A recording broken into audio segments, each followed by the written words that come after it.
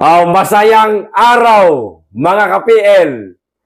Di ba, galit na galit po si Ramon Tulfo sa mga kababayan niyang taga-Manay nung pumunta si Marcos na tinabla po ng kanyang mga kababayan. Kaway ng kaway yung mama. Wala namang gumaganti ng kaway. Hindi man lamang po nakipagdaupang palad itong mga taga-Manay kay Bongbong Marcos. Sa madaling salita, mga kababayan, hindi mainit ang pagtanggap ng mga taga-Manay na kababayan ni Ramon Tulfo kay Bongbong Marcos. Kaya sumama ang loob nitong si Ramon Tulfo, mga kababayan, nagalit sa kanyang mga kababayan at tinawag po na pusaka. Pusaka di umano itong mga taga-Manay ayon kay Ramon Tulfo, na ang ibig sabihin pala nitong pusaka, mga kababayan, ito yung taong pinakamababang uri. Walang pinag-aralan, walang modo, walang disiplina, bastos at kung ano-ano pa na mga katulad niyan, mga kababayan. Yan po ang tawag ni Ramon Tulfo sa kanyang mga kababayan na taga-Manay ngayon. Nalaman po ng mga taga-Manay, mga kababayan, ang sinasabi nitong si Ramon Tulfo. Gumante po ang mga taga-Manay. Ito po, may video, mga kababayan. Niresbakan si Ramon Tulfo ng mga taga-Manay. Ayan, kasi kayabangan mo, Ramon Tulfo, no? Grabe, pagsusumipsip, ayan, kay Marcos Jr. Ewan ko kung magkano tinatanggap mo sa tanggapan ng Office of the President. Bakit ka ganyan, napakasipsip mo sa Administrasyong Marcos na kahit na mga kababayan mo ay nagawa mong bastusin, pagsalitaan mo at tawagin mong pusaka? Nakakaduda ka, sir. Magkano ba? Nagtatanong lang po. Hindi po ako nagpaparatang kasi nakakapagtaka. Hindi po kayo magsasalita ng ganyan kung wala po kayong agda nga lang. Ito po yung video, mga kababayan. Galit at simpleng reaksyon ng mga kababayan nating taga-Manay dito kay Ramon Tulfo. Panoorin po natin. Sa ako mandaya manggod mi diri sir, sakit pod. Dili katong nagistorya pod, mandaya pa pod to sir. Labaw pod to. Nga pusaka pod. Tabla-tabla na mi. Kay pusaka pod siya, kay mandaya man to, pareha mi mandaya. Ang pasabotan ng pusaka, pinaka-ultimo sir. Ultimo gyud kanang pasabot nga kanang pagtanaw sa mga tao, wa na ibili.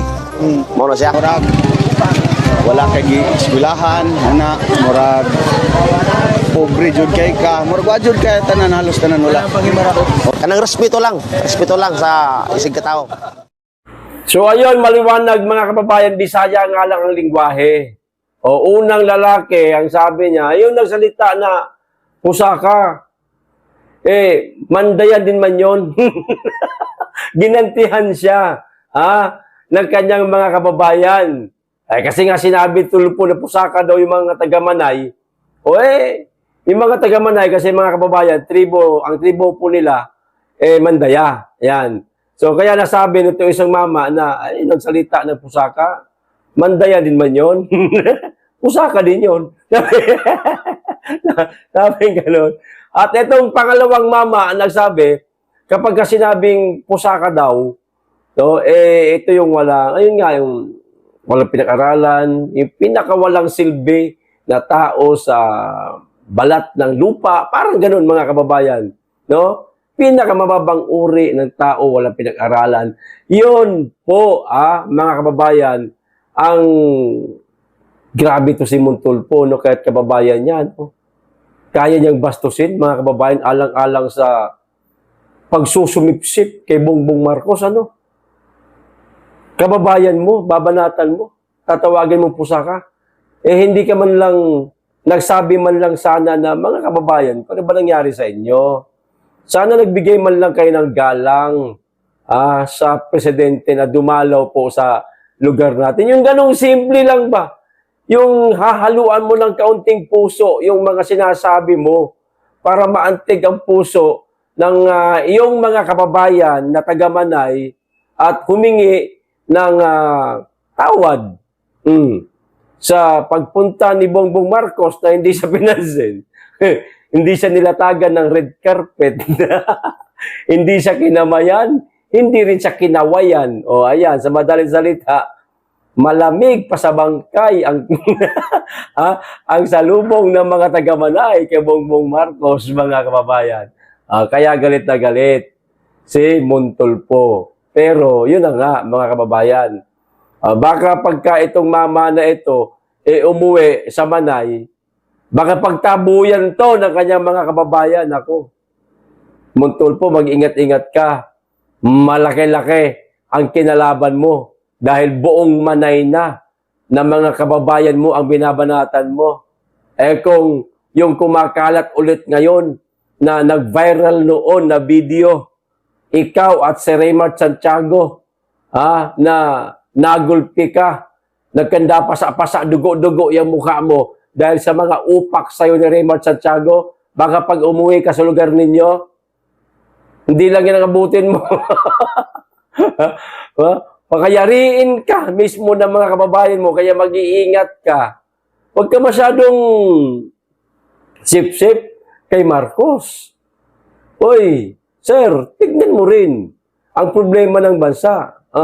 Bago mo ipagtanggol ang isang tao, ang isang politiko, silipin mo muna kung wala bang problema ang kanyang administrasyon. Abay, napakaraming problema. Bago ka magsumipsip sa isang politiko, silipin mo muna kung may problema ba o wala ang kanyang administrasyon. Ngayon kung meron, mag-isip-isip ka. Bago mo ipagtanggol, baka pagtawanan ka lang at magmukha kang bayaran, baka totoo naman. Di ba, mga kababayan? Baka lang naman. Di ba, mga kababayan?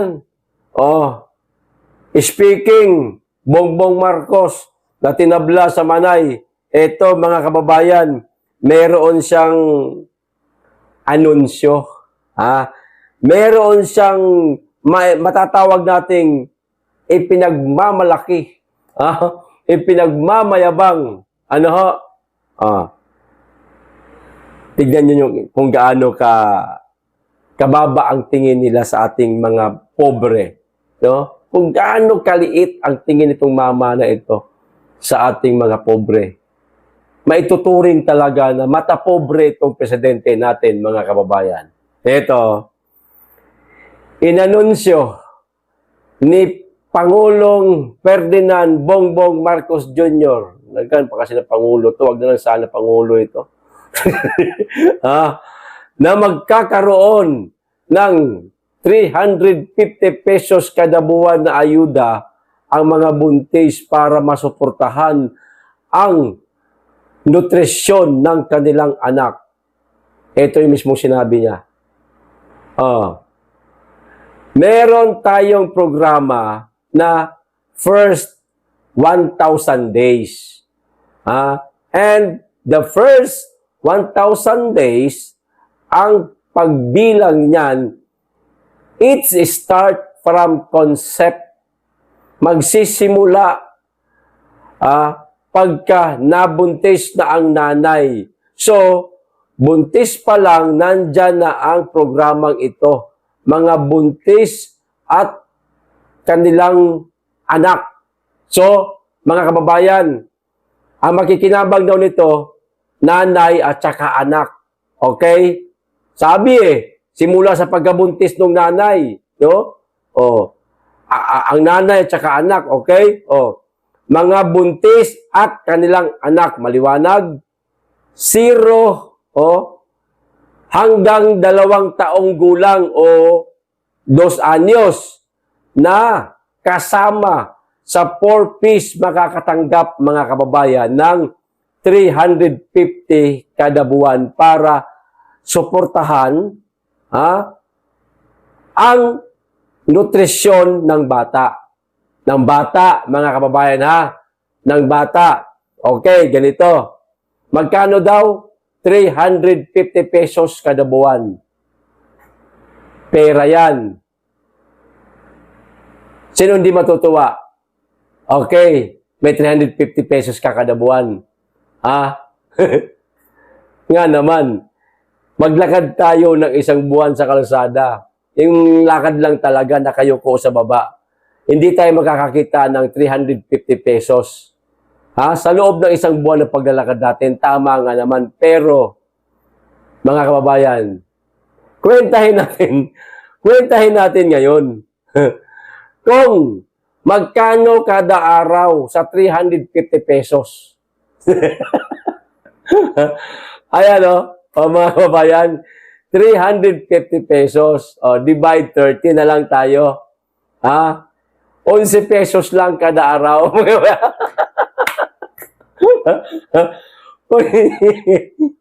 11 pesos lang kada araw, mga kababayan, para daw po yan sa nutrisyon ng bata.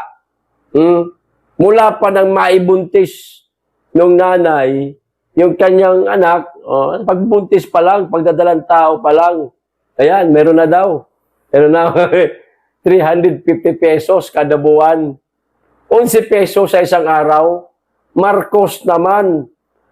Anong may bibili mo sa 11 pesos? Ha?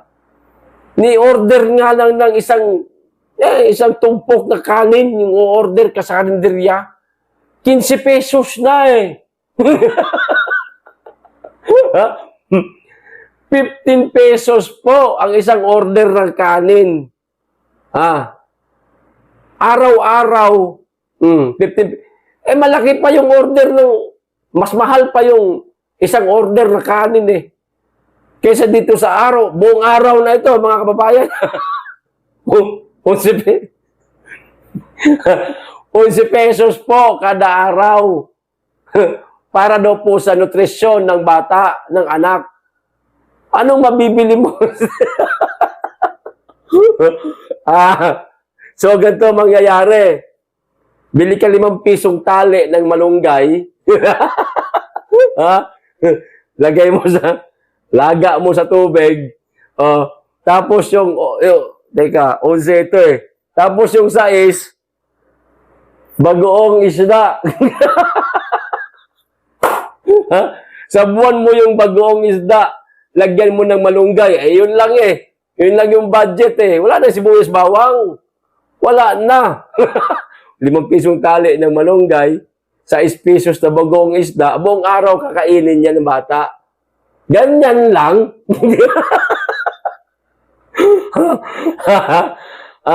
Nasaan yung nutrisyon? So, halagang 11 pesos araw-araw? Sa palagay mo, mayroong makukuhang nutrisyon ng mga bata niyan? Bongbong Marcos? Sabi mo, Diyos ko, wala nang halaga ngayon ang 11 pesos. Araw-araw. Natuwa pa siguro yung mga kababayan nating membro ng 4Ps. Applicable kasi ito, mga kababayan, sa mga membro ng 4Ps. Matuwa pa siguro sila, Mr. President, kung ginawa mong 100 man lang sana araw-araw. Okay na yan. 100 araw-araw. At least, masasabi natin, yan talaga, medyo mapapakain ng maayos yung bata niyan. Bakit? Makabili ka ng isda, 50 pesos, okay na yan eh. Tapos natira dyan, kalahating kilong bigas, okay na. Di ba, mga kababayan, makakain na ng maayos yung bata niyan. Kung pambata man lang, yung nanay, wag na. Maya mo na magutom yung nanay. Di ba? 11 pesos, mga kababayan. Anong mangyayari dyan? Kita mo itong mama na ito. Ipinagmayabang niya pa yan. Dito sa isang balita, saglitin lang natin to. Pakita ko lang sa inyo. Sasaglitin ko lang, mga kababayan. Ipinagmayabang niya pa yan. Hindi pala, ipinagmalaki. Huwag natin basahin ng buo. Ayan, ipinagmalaki. Okay. Ipinagmalaki yung 11 pesos. 11 pesos? ipinagmamalaki mo, may sayad ka talaga, Nyor. Ha? Kung buhay ang tatay mo, baka sinampal ka ng tsinela sa mukha. Ipinagmalaki ni Pangulong Marcos, Pangulo na naman, ang programang First 1,000 Days o F1KD ng pamahalaan na layuning mapabuti ang kalusugan ng mga bata at buntis. At buntis, bata at buntis pala. Naloka, kala ko mga bata lang. Dalawa pala makikinabang nito. Bata at yung buntis. Bata at buntis na benepisyaryo sa Pantawid Pamilyang Pilipino Program o 4PACE, mga kababayan. 350 kada buwan. Bata at nanay. Diyos ko po, 11 pesos, tig-6 sila. Anong magagawa ng 11 pesos? Ano mabibili? Bangag talaga itong tao na to. Bangag, mga kababayan. Di ba? Diyos ko po, ganyan po kaliit ang tingin ni Bongbong Marcos sa ating mga pobre. Ganyan po, mga kababayan. Para kang, para kang alagang aso lang ba na bili tayo ng pagkain ng aso. Bili dyan sa mga pagpag na yan. Pakain natin sa aso, okay na siguro. Parang ganun, mga kababayan. Ang liit po ng tingin nila sa atin.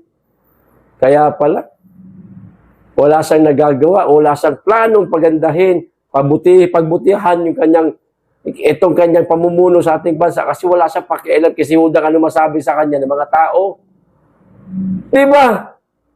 Diyos ko po, nga mama, ito may sayad talaga. Mga kababayan. O ito pa, dagdag ko.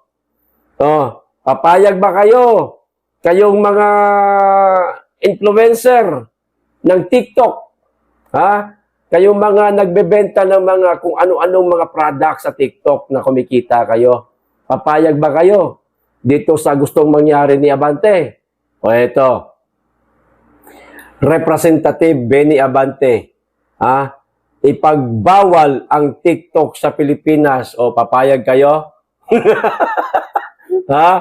Kayong mga kumikita sa TikTok. Alam nyo ba? Nais ni Representative Benny Abante na ipagbawal ang TikTok sa bansa kasunod ng ginawa ng Estados Unidos na nag-ban din ng naturang application o ng app. O ayon kay Abante, ginagamit umano ng mga banyaga lalo na ng China ang TikTok upang impluwensyahan at kontrolin ang mga Pilipino sa pamamagitan ng maling impormasyon. Aniya, panahon na raw para sa gobyerno na kumilos bago mahuli ang lahat at protektahan ang mga mamamayan laban sa mga dayuhang panlilinlang na sa social media. Mga kababayan, pinagmumulan di umano ng fake news, ng disinformasyon, mga kababayan, ang TikTok ayon kay Benny Abante, anak na tutsa. Si Claire Castro lang, nandiyan na, fake news niya yan eh. Bakit nyo pa, tawag dito, pagbibintangan ang TikTok na pinagmulan ng maling impormasyon? Nasa administrasyon nga ni Marcos, daming fake news dyan. Benny Abante, tumigil ka. Tumigil ka. Bakit? Mali ba ang sinasabi? O nagbabiral sa TikTok na mula sa mga influencer ng TikTok na sinasabi nila nanalo ka lang dahil kaalyado ka ni Martin Romualdez at pilit na pinadisqualify itong katunggali mo sa Maynila. Kaya ikaw nariyan nakaupo pa rin. Sa madaling salita, hindi ka na binoboto pero nananalo ka pa rin. Yan ang sinasabi lagi ng mga influencer sa TikTok. Hindi ba totoo yan, sir? Nasasaktan ka ba dyan? Kaya mo pinatatanggal ang TikTok at saka Facebook pati, mga kababayan, no? Kita nyo naman, no? Bye-bye TikTok and Facebook. Baka mag-aaya talaga ang Pilipinas sa Nepal. Ay, Indonesia ba yun? Nepal.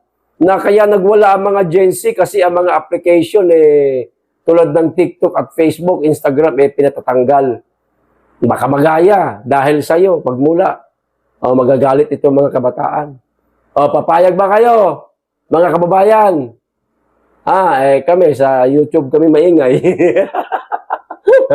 Di kami masyadong maingay sa Facebook. Minsan lang, di ba, mga kababayan? Gandito lang po. Maraming salamat. Mag-iingat kayo lagi at higit sa lahat.